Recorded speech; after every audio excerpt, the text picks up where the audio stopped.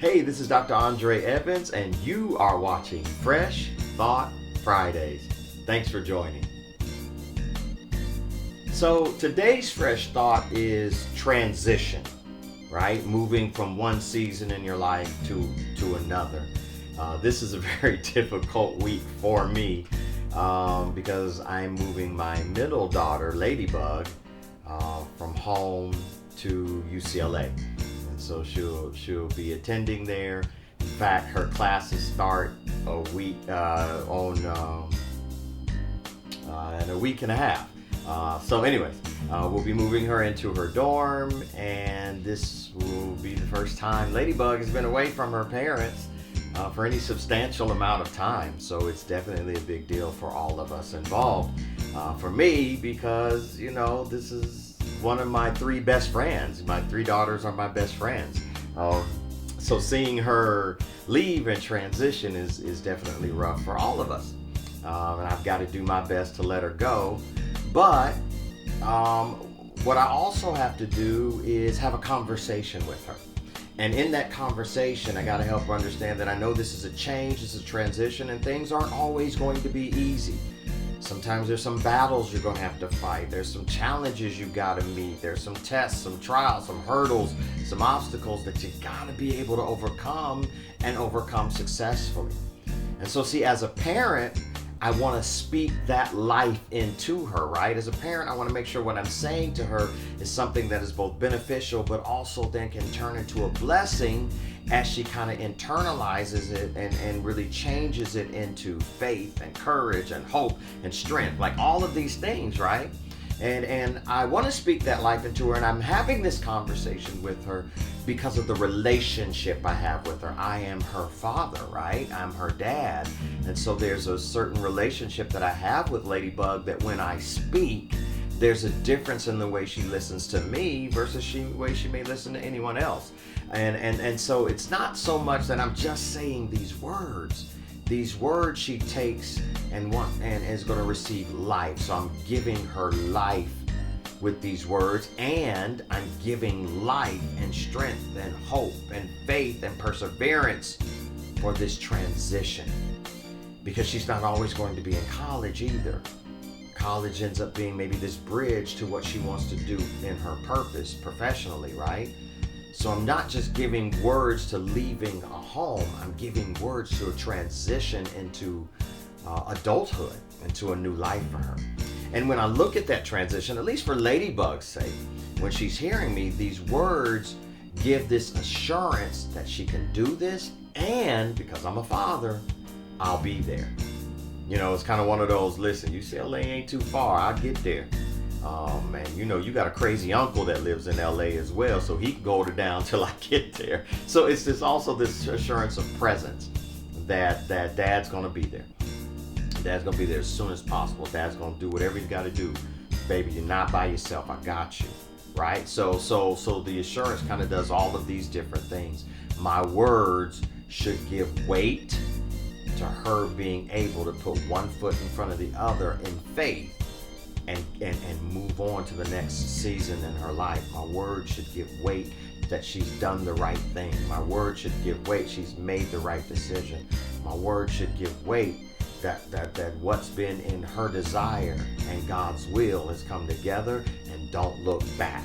That type of thing. And so what it does, though, is it reminds me of an exchange that God had with Joshua. As a matter of fact, the first chapter in the book of Joshua, verse 9, God says to Joshua, "Have not I commanded thee?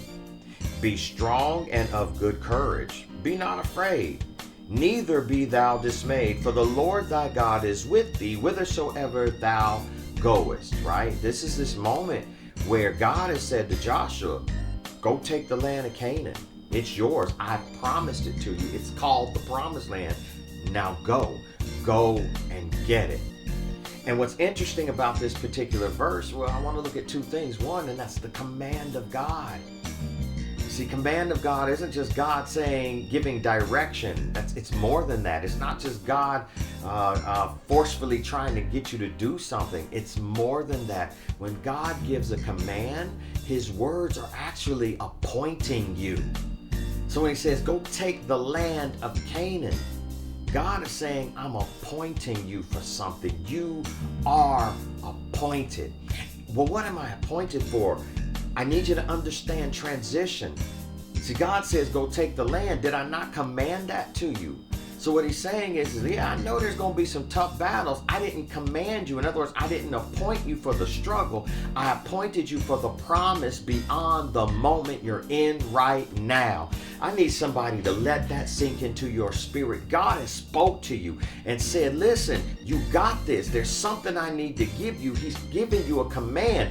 But listen, the moment you're in right now, that's not where the command stops. So what God is saying is, listen to what I appointed you for, because it's beyond what you're going through. It's beyond the season you've entered into. It's beyond the transition. And if it's beyond the transition, then don't focus on the transition.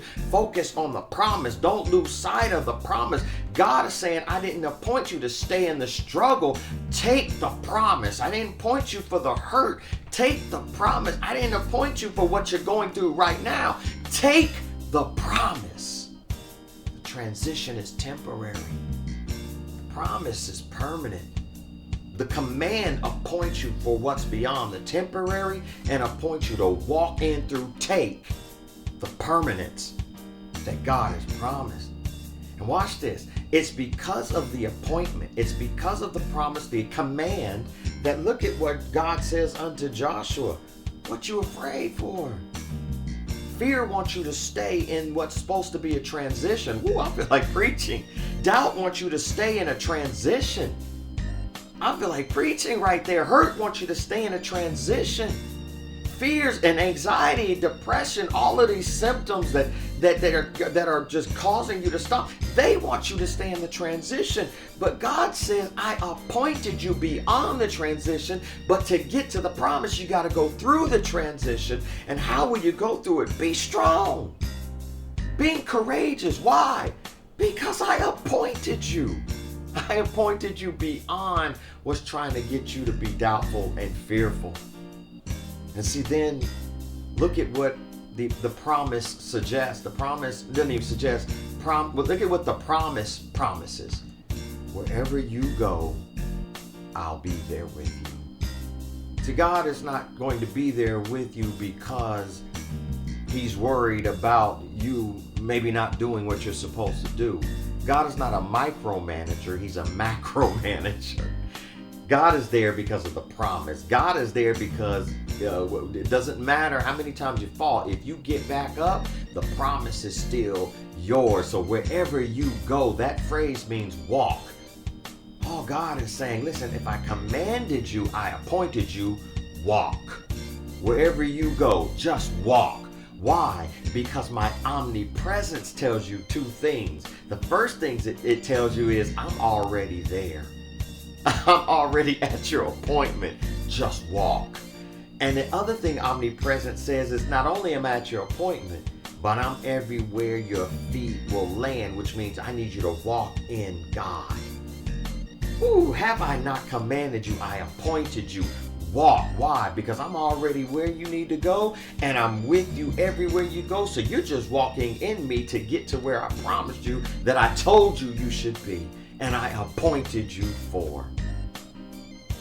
See, my prayer for you today is, look a little different at your transition. I can't tell you how many things I've got going on in life right now that God promised, spoke into my spirit. Now God says, listen, the door's open, but I need you to walk. But God, but God means walk. But I ain't worried about them. Walk. But I'm not worried about the transition. Walk. Because I appointed you for what's beyond what you're going through. And if you have any doubt, my promise assures my presence. I'm there. So I don't know where you are, but the reason why I had to talk about transition today, because God is with you and you're appointed beyond your transition. And that's why that's today's fresh thought. Amen.